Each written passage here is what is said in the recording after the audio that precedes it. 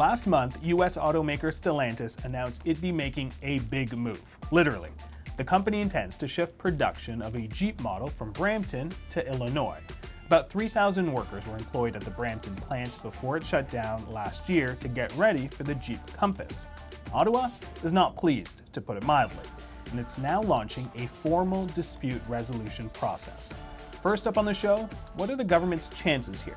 What will this mean for Ontario's workers and for the province's auto sector? Then, cars are big business. They're also show business. They've powered the success of Universal's biggest franchise, The Fast and the Furious. How did a film many assumed would be a clunker drive the creation of a fleet of sequels that have racked up more than $7 billion and changed the movie business along the way? Welcome to The Rundown.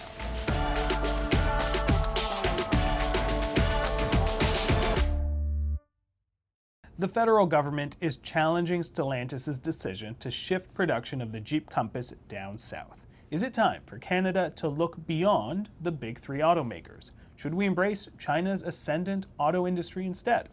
I asked Greg Mordew, Associate Professor in the W. Booth School of Engineering Practice and Technology at McMaster University and former General Manager at Toyota Motor Manufacturing Canada. Greg, welcome to the program. How are you doing today? Good. Glad to be here. I want to start with Ottawa and Stellantis. Ottawa is launching a dispute resolution process against Stellantis for moving a planned vehicle production from Brampton to the U.S. Does this have any teeth? Does this move anything substantial to hold them accountable? Well, every one of those agreements are different, and I'm sure that Stellantis signed agreements for their work in Windsor and their extension of what we're talking specifically about in Brampton, as well as their joint venture with LG to build batteries in Windsor. So all of those will be different. They may have some connections between the two of them. I don't know the details of that. They haven't shared them. It's considered proprietary, but I've looked at those in the past, and they typically are they are funded in such a way that if there's an agreement, you're going to bring this technology, you're going to build this product, and if you meet your requirements and you spend the money, the government of Canada and the province of Ontario will send the funds in kind. And if you don't do that, you'll have some kind of a discussion about what to do going forward, or if plans change, and plans do change as they go through. The issue is, at this point, from what I understand, insofar as the Brampton is concerned, is that they funded $110 million.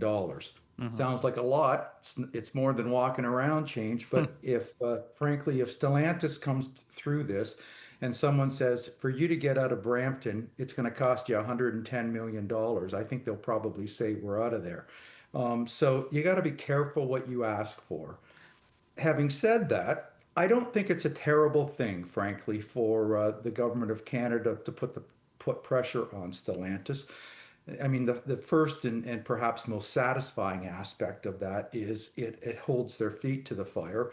But by holding their feet to the fire, frankly, it may cause them to say, listen, we don't have anything for Brampton, admit that they don't have anything for Brampton. And frankly, they'll be doing those employees, their existing employees that are hanging on with those $45 an hour jobs, or the promise or the hope of those $45 an hour jobs. They'll be able to cut their ties and frankly get on with their lives.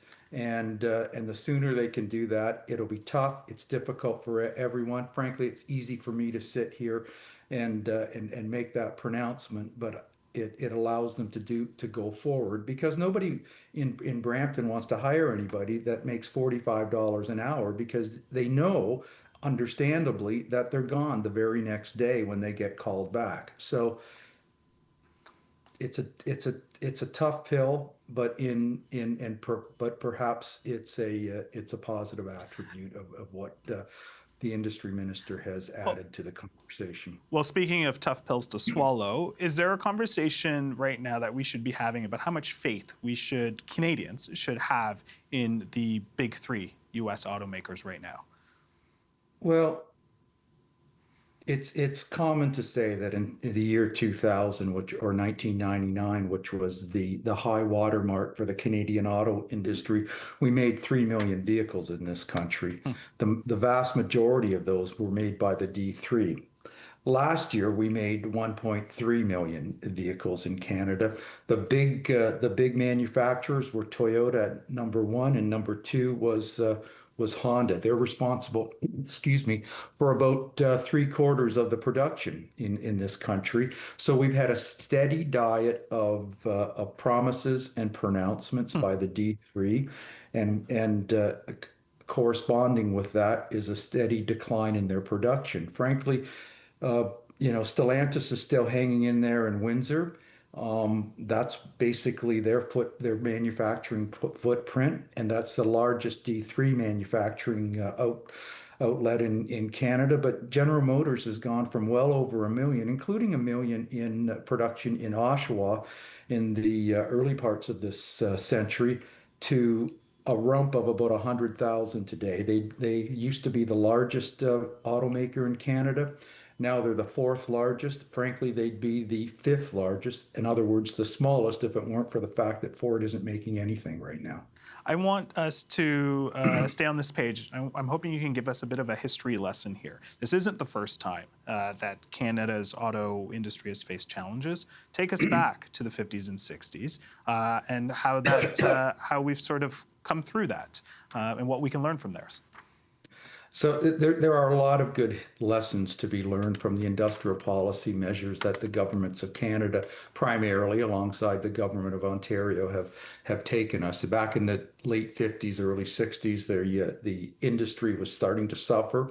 We had 17 and a half, I believe, percent tariffs on vehicles coming in from the US, which essentially made for an environment where if you wanted to sell a car in Canada, you had to make that car in Canada. So Canadians were understandably a little flummoxed because they were paying more for essentially the same vehicles.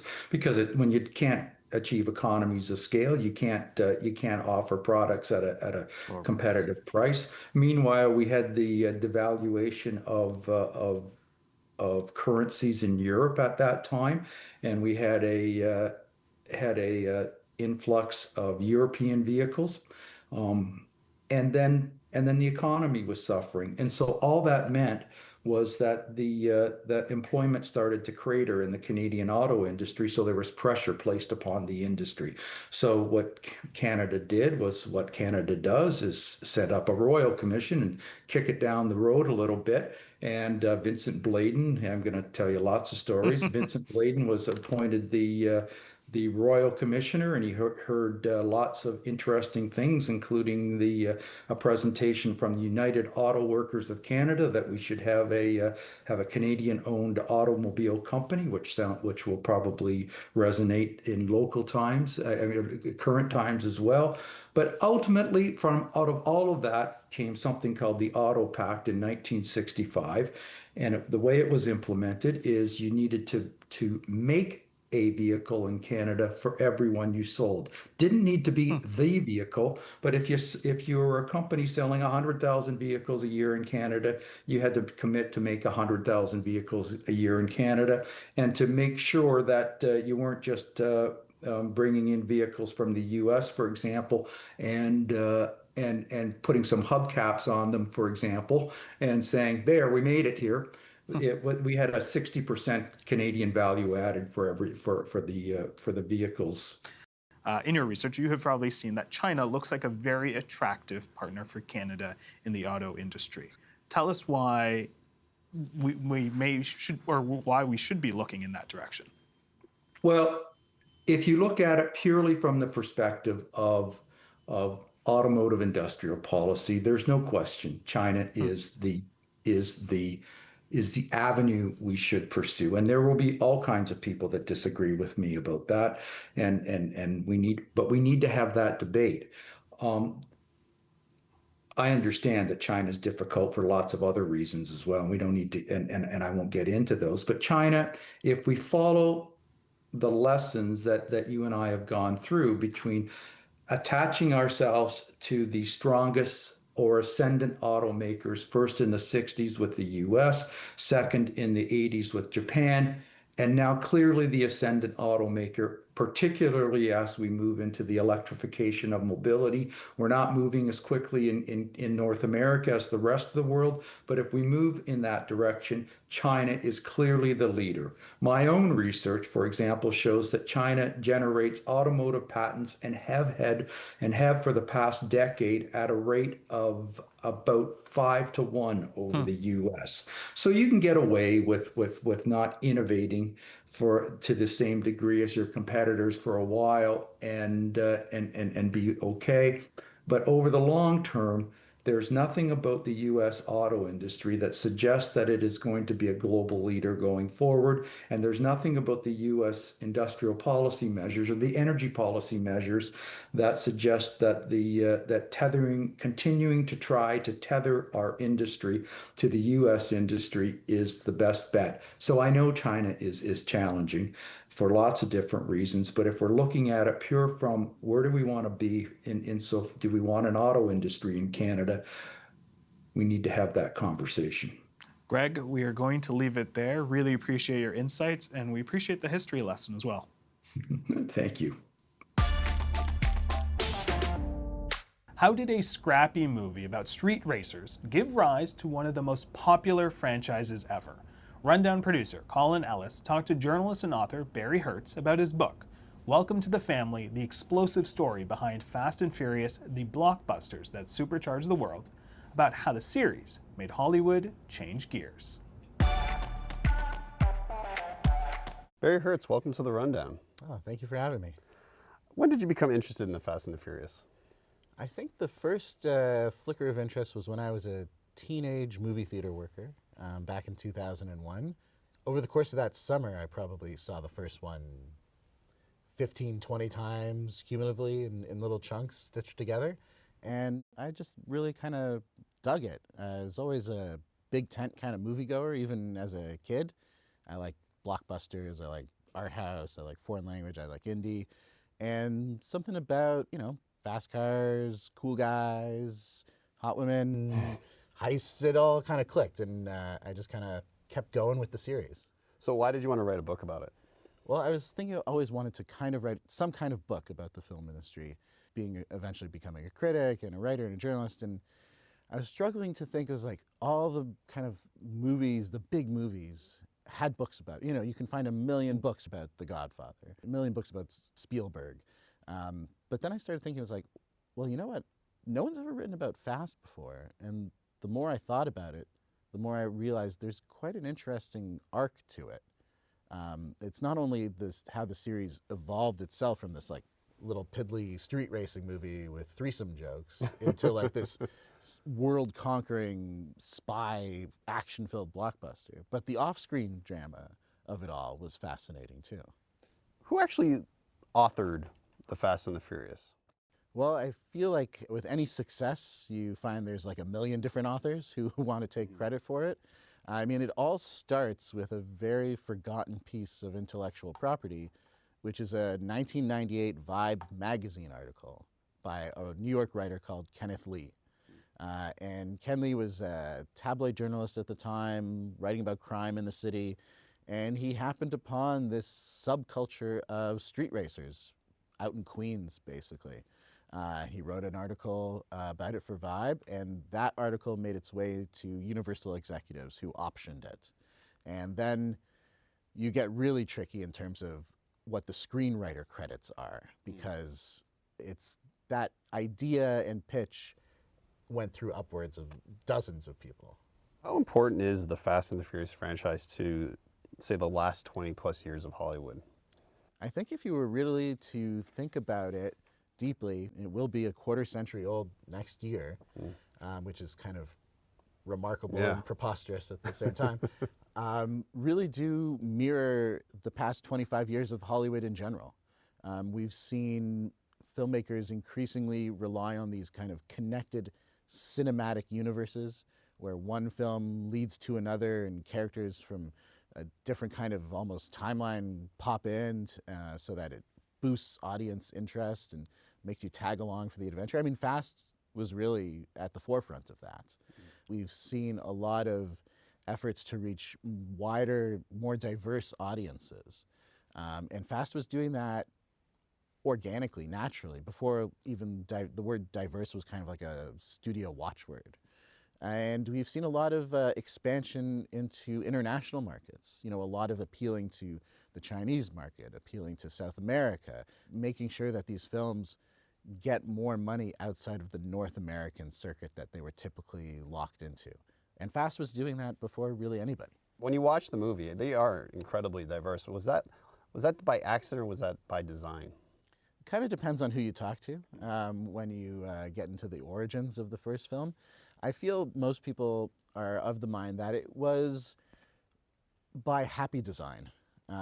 They were trying to recreate this subculture in which, the writer David Ayer and the director Rob Cohen did some heavy research into Southern California. And they found that it was very much Latinos, it was Asian kids, it was black kids, it was mixed kids, it was everybody. It didn't matter the color of your skin so much as the size of your engine.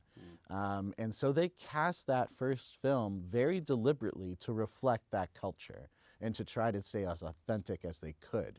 And then as the films got bigger, it wasn't necessarily so much about appealing to crassly targeting different demographics as more so like, okay, here's the people we have and here's who we think work well together on screen.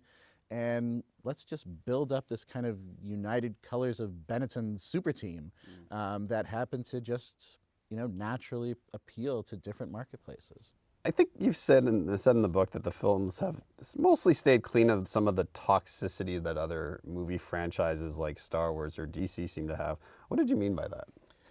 I feel like the online fandoms, particularly over the past 5-6 years or so, when you have like a beloved property like Star Wars that engenders such rabid passion, when you switch things up a little bit to maybe be a little more diverse, a little bit more contemporary, a little bit more progressive, you really engender a lot of toxicity among a certain community that can feel so attached to a property. So when the Star Wars stuff did Rey as a female Jedi, that was apparently the worst thing in the world you could possibly do. But the Fast fans, because it's kind of baked in with like that more diverse community, everybody can join so long as you can drive.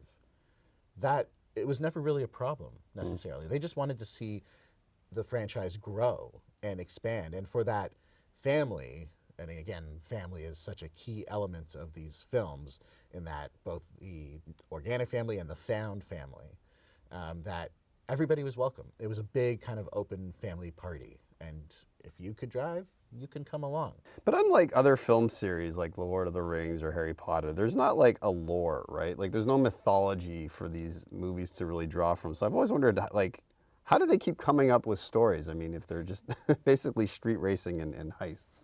I mean, that's the great thing, though. They're not beholden to any kind of mythology or lore. There's not like this Star Wars universe you have to abide by in terms of timelines. Like the Battle of Yavin is there, so they can't be doing that at that time. Right. Yeah.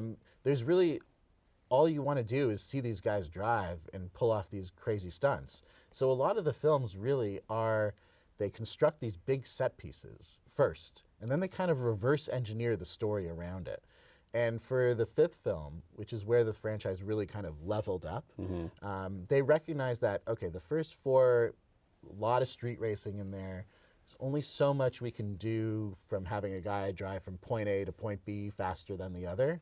So let's up the ante. Let's turn it into a heist film. Let's make these guys actually have a mission, an impossible mission, one might say, in the Ethan Hunt mold. And that's really where they kind of started leveling up. I want to ask you about women in these movies. Notably, Michelle Rodriguez and Jordana Brewster have been from the very beginning. Later, you get Charlize Theron and my favorite, Helen Mirren. Oh, of course, yes. But they're not necessarily at the center of these films, the way that the men have. And I'm just wondering if you think the Fast and Furious movies has done a disservice to its female characters, and by extension, their fans. I mean, 100%, certainly. And I think this was something that Michelle Rodriguez, who is very vocal about anything and everything in the press, has publicly taken the franchise to task over. And there was at one point, I believe it was between films 7 and 8, where she went out there and said, like, listen, if you're not going to start giving us more to do and adding more women to the picture who are not just, you know, romantic objects, I'm out. And to their credit, they did start to work in a little bit more and give, especially the characters played by Jordana and Michelle, a little bit more dialogue between them and interactions that didn't just involve talking about the men in their lives. But it is a big problem. It has been since the beginning.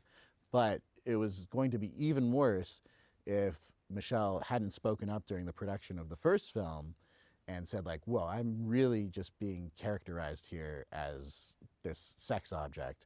Give me something to sink my teeth into a little bit. And as light as it was in the final film, it could have been much worse.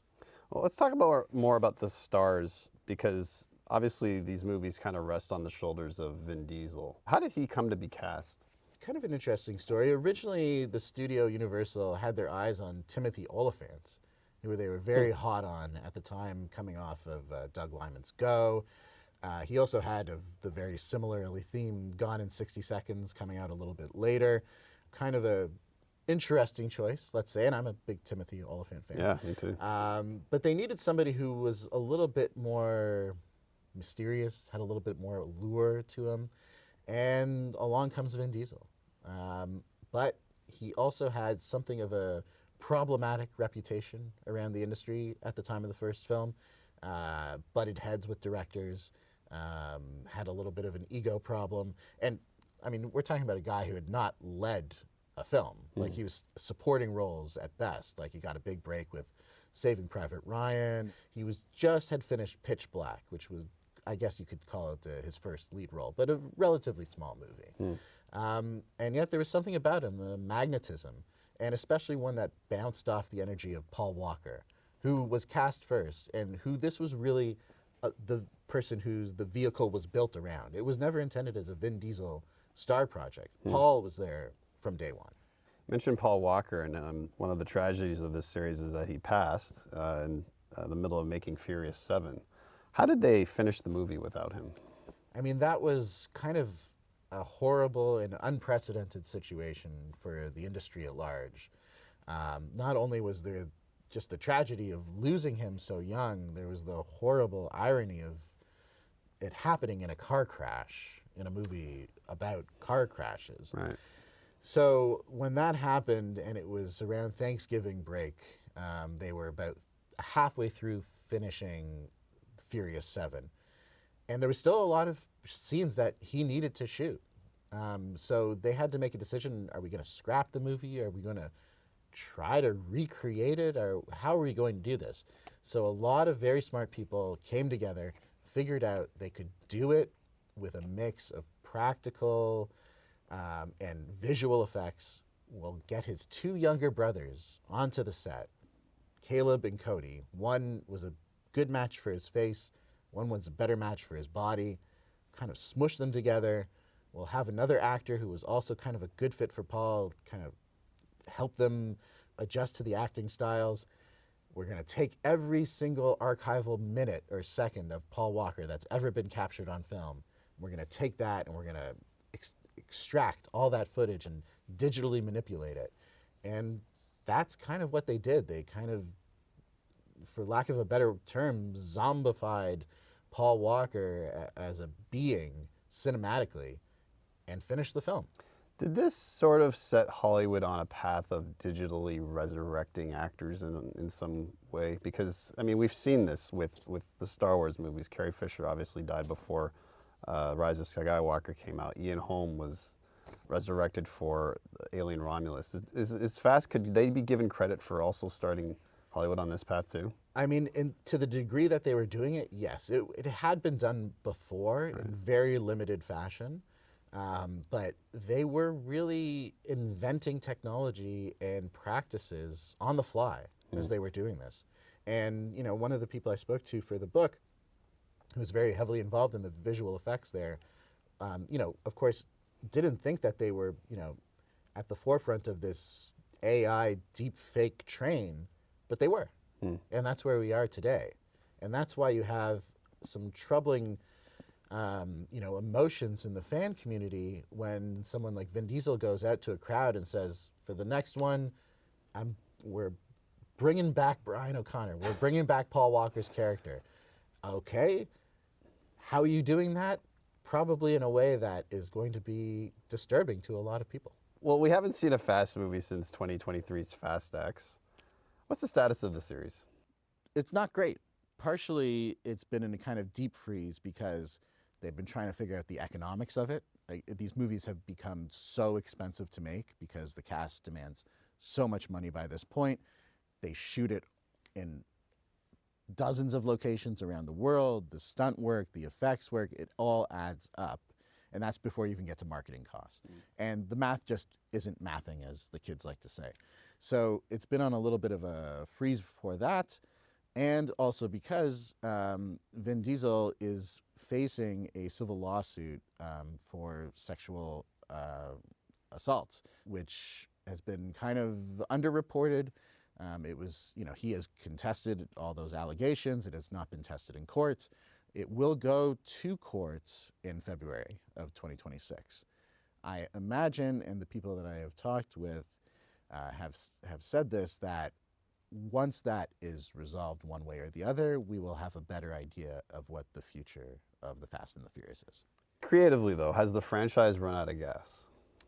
I think you could probably have used that argument after each one of the films has come out. Like, okay, we've kind of hit the peak here. There's nowhere to go. And yet they always kind of seem to find a way to surprise you. So I think the way to go, and the sentiment inside Universal seems to be this way as well, is we can't really go bigger. We've gone as big as we possibly can. We've gone to outer space. We're not going to necessarily introduce some fantastical element like time travel, maybe. So we got to take it back to the streets a little bit, do a little bit more hard scrabble, a little bit more grit. I do not think that creatively it's exhausted itself. I think it will always, at least for the time being, find ways to surprise us. Listen, Barry, this has been amazing. Welcome to the family, the explosive story behind Fast and Furious, the blockbusters that supercharged the world. Thank you so much for joining us today. Oh, thank you for having me.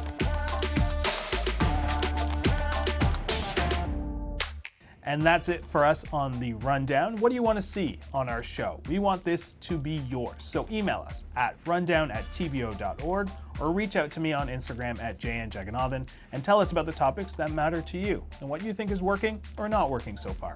See you next week.